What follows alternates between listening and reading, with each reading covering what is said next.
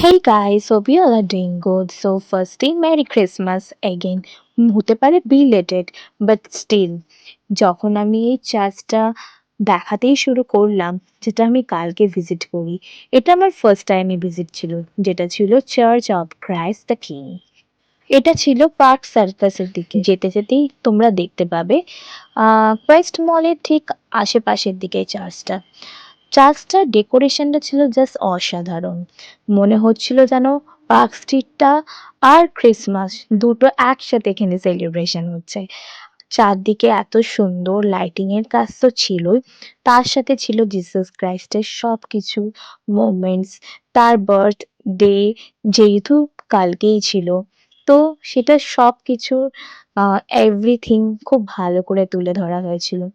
আমি প্রতিবারে সেন্ট পলসে যাই। অবশ্যই সেন্ট পলস একটা নস্টালজিক একটা আলাদা ইমোশন।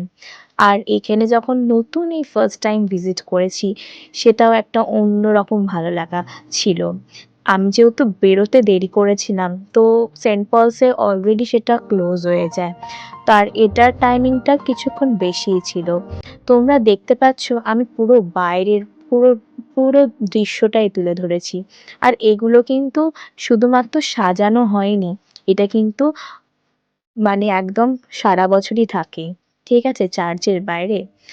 এবার আমরা চার্চের মধ্যে ঢুকে গেলাম। ইনসাইডটা ছিল জাস্ট এরকম ভাবে, পুরোটা স্টারই লাইটের মতো লাগছিল।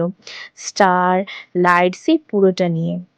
যেহেতু সেন্ট পলসের মতো এটা ছিল না একটা ক্যাথলিক চার্চ, তো এটা ছিল প্রটেস্ট্যান্ট চার্চ।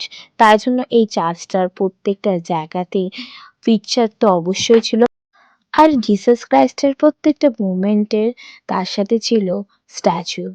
মেরির কোলে জিসাস অ্যান্ড জিসাসের ছোট্টবেলা, সব কিছুটাই ছিল এখানে অসাধারণ জাস্ট। আর আমি এই স্ট্যাচুটার কাছে দাঁড়িয়ে জাস্ট একটা মনে হচ্ছিল যে কোথাও না কোথাও আমি এই যে একটা সিরিনিটি ফিল করি, যেটা আমার সব সময় ভালো লাগে চার্চে যেতে। আর as a fond of Jesus Christ, church হচ্ছে একটা আমার কাছে ইমোশনেরই জায়গা। আর এই স্ট্যাচুর পাশাপাশি যেটা সবথেকে আমাকে বেশি অ্যাট্রাক্ট করেছিল, সেটা হচ্ছে যে ক্রস যে সাইনটা ছিল তার পাশে দুটো ছিল অ্যাঞ্জেলসের একটা সাইন সিম্বল, যেটা সব কিছুটা নিয়ে একটা অসাধারণ ভাইব ক্রিয়েট হচ্ছিল। আমি এর অনেক চার্চে গেছি এর আগে, অনেক বলবো না, দু তিনটে চার্চে গেছি। সেন্ট পলসও গেছি, বাট সেন্ট পলসের ভিউটা অন্যরকম, সবসময় অন্যরকমই থাকে। একটা ফর্মাল একটা ক্যাথলিক যে একটা ভাইব থাকে সব কিছু নিয়ে। এখানে চার্চটা যেন সব জিনিসটা ভীষণ আটাচ করা যাচ্ছিল, বেশ আলাদা রকমই লাগছিল। আর চারদিকে সাজানোটা সব কিছু নিয়ে জাস্ট অসাধারণ। আর একদম লাস্টে যেটা আপনারা দেখতে পাচ্ছেন সেন্ট টেরিজার একটা ফটোগ্রাফ। অ্যাকচুয়ালি আমি চার্চটা আপনাদের যেভাবে তুলে ধরছি সেটা হচ্ছে আমি অ্যাকচুয়ালি আউটসাইড থেকে ইনসাইডে যাচ্ছি, আই মিন রিভার্সে আমি দেখাচ্ছি জিনিসটা, যেটা অ্যাকচুয়ালি কিন্তু ইনসাইড থেকে আউটসাইডে রিভার্সে অ্যাকচুয়ালি হওয়া উচিত, যেটা অ্যাকচুয়ালি সেন্ট টেরিজা থেকে পুরোপুরিটা শুরু হচ্ছে চার্চটা, দেন আর কি লেফট টু রাইটে আমি যদি যাই সেরকম হয়।